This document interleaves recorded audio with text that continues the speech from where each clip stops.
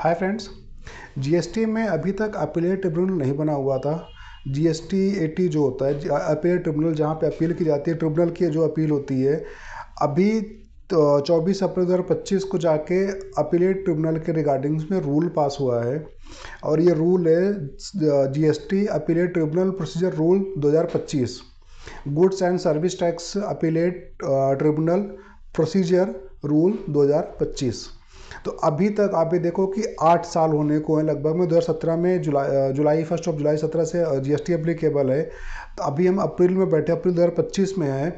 Almost 8 साल होने को है। 8 साल में जाके अभी गवर्नमेंट ने अपीलेट ट्रिब्यूनल के लिए रूल्स बनाए हुए हैं कि क्या क्या उसके रूल्स रहेंगे, उसके क्या प्रोसीजर्स रहेंगे। अभी तक अभी तक जीएसटी में अपीलेट ट्रिब्यूनल नहीं बने हुए हैं। अभी कहीं कहीं पे भी नहीं बने हुए हैं। जो भी अपील्स हमारी डिसमिस हुई है, फिर जो भी हमारे अपीलेट ट्रिब्यूनल में जानी है, अभी वो एज इट इज़ पेंडिंग पड़ी हुई है। आपको भी पता होगा कि 2017 से लेके 20 तक के हमारे केसेस टाइम बाढ़ हो चुके हैं, 22 तक के भी हमारे कुछ हो चुके हैं जो कि हमारे टाइम बाढ़ हो चुके हैं। बट अभी भी सरप्राइजिंग चीज़ था कि अभी तक अपीलेट ट्रिब्यूनल नहीं बने हुए थे। बट 24 अप्रैल 2025 को government of India, GST department ने, मिनिस्ट्री ऑफ फिनांस ने इसको नोटिफाई किया है। और जो नोटिफिकेशन आई हुई है मिनिस्ट्री ऑफ फिनांस की, ये आपको जीएसटी के साइट पे अभी नहीं मिलेगा और कहीं पे भी नहीं मिलेगा। आपको जाना पड़ेगा egazette.gov.in। वहाँ पे जाएंगे, 24 अप्रैल की डेट में देखेंगे तो आपको जीएसटी 80 प्रोसीजर 2025 के नाम से मिनिस्ट्री ऑफ फिनांस के अंडर में दिखेगा। तो आप वहाँ से इसको निकाल सकते हैं। टोटल 73 पेज में ये रूल्स आए हुए हैं। ऑलमोस्ट 31 पेज हमारे हिंदी में है और रिमेनिंग हमारे इसके इंग्लिश लैंग्वेज में है। तो आप जब उसको अपीलेट ट्रिब्यूनल्स के लिए जब जाएंगे तो इसमें क्या क्या हमारे रूल्स होते हैं, क्या उसके डेफिनेशंस हैं और बेंच कैसी रहेगी, उसमें हमारे एडिशनल डॉक्यूमेंट्स हो जाते हैं, डॉक्यूमेंट्स की लिस्ट क्या होगी, क्या प्रोसीजर रहेगा, कैसे अपील हियर की जाएगी, क्या उसके डॉक्यूमेंट्स बनेंगे, क्या डॉक्यूमेंट्स मांगा जाएगा, क्रॉस ऑब्जेक्शन, इंटरलोटरी ऑब्जेक्शंस जो भी होते हैं, और उसमें हमारे उसकी बेंच क्या रहेगी, बेंच कैसे बनेगी, उसकी प्रोसीडिंग कैसे चलेगी, क्या उसकी टाइमिंग रहेगा, कब कब वो फंक्शन करेगा, उसकी टाइमलाइंस क्या होगी, उसका टाइमिंग क्या रहेगा।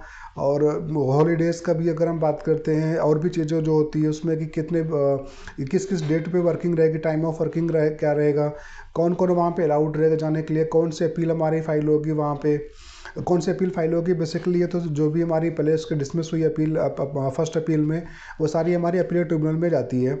तो अब उसके रिगार्डिंग्स में क्या उनके प्रोसीजर रहेंगे, क्या डॉक्यूमेंट सबमिट करना है, किस मेथड से डॉक्यूमेंट सबमिट किया जाएगा, कि उसके एफिडेविट क्या रहेंगे, मेमोरेंडम क्या लगेगा, डॉक्यूमेंट्स क्या होंगे। तो कंप्लीट चीज़ें इसमें उन्होंने नोट किया है रूल्स में। और काफ़ी सारे हमारे हैं। ऑलमोस्ट इसमें जो रूल्स हमारे बने हुए हैं, रूल हमारे कुछ 11 चैप्टर हमारे नहीं, ऑलमोस्ट 9 चैप्टर हमारे आ रहे हैं। 9 चैप्टर में सारी चीज़ों को डिफाइन किया गया है कि किस में क्या क्या रहेगा। और हर एक चैप्टर में अपनी अपनी चीज़ें डिफाइन की हुई है। उसके अगर मैं ब्रीफ में बताऊं तो आपको फर्स्ट और सेकंड तो एक नॉर्मल सा होता है।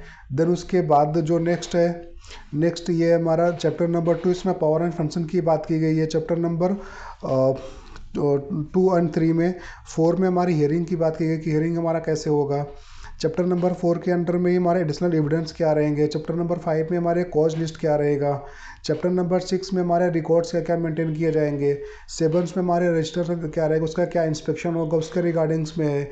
चैप्टर 8, 9 हमारे जो रहेंगे एफिडेविट, डॉक्यूमेंट्स, विटनेस, उसमें जो डॉक्यूमेंट्स लगेंगे उसके क्या एफिडेविट, क्या फॉर्मेट रहेगा, किस किस फॉर्मेट पे जाएगा, क्या विटनेस होगा, उसकी क्या रिक्वायरमेंट्स रहेगी, ये सारी चीज़ें हैं। तो आप इसको देखेंगे तो जो आप इसके लास्ट में आएंगे तो लास्ट में सारे जो चैप्टर नंबर 9 है, 9 में आपको दिखेगा कि हमारे एफिडेविट, डॉक्यूमेंट, विटनेस का ये एक इम्पॉर्टेंट टॉपिक है, इम्पॉर्टेंट पार्ट है। जब हम कोई अपील बनाते हैं, अपील सबमिट करने के लिए, तो उसमें सबसे पहली चीज़ होती है कि हमारी वकालतनामा होना चाहिए, एफिडेविट होना चाहिए, पावर ऑफ अटॉर्नी होना चाहिए, विटनेस होना चाहिए, प्रॉपर स्टैंपिंग होनी चाहिए, स्टेटमेंट ऑफ ग्राउंड्स, अपील्स, हमारे जो डॉक्यूमेंट सबमिट करने होते हैं, जो हमने ग्राउंड लिया होता है उसके जो सपोर्टिंग डॉक्यूमेंट्स होते हैं, तो वो सारे काफ़ी चीज़ें हमारी इंपॉर्टेंट करती है। उसके बाद बाकी सारे आप पार्ट्स को चेक करेंगे, जो भी हमारे चैप्टर्स हैं, तो वो आपको बेटर समझ में आएगा। जितने भी लोग जीएसटी में डील करते हैं उनको ये चीज़ें पता है। जिन्होंने पहले भी हमारे अपील के मैटर देखे हुए तो उनको भी चीज़ें पता होती है कि किस तरीके से डॉक्यूमेंट्स बनता है। बट फिर भी एक बार अपीलेट ट्रिब्यूनल में फाइल करने से पहले अपने को ये चेक करना पड़ेगा कि अभी जो रूल हमारा नोटिफाई हुआ है जीएसटी 80 के लिए, GST 80 means GST appellate tribunal, उसकी क्या रिक्वायरमेंट्स है, देखने के बाद ही आप अपील के लिए प्रिपरेशन करना, ये आपके लिए बेटर पड़ेगा। Thank you.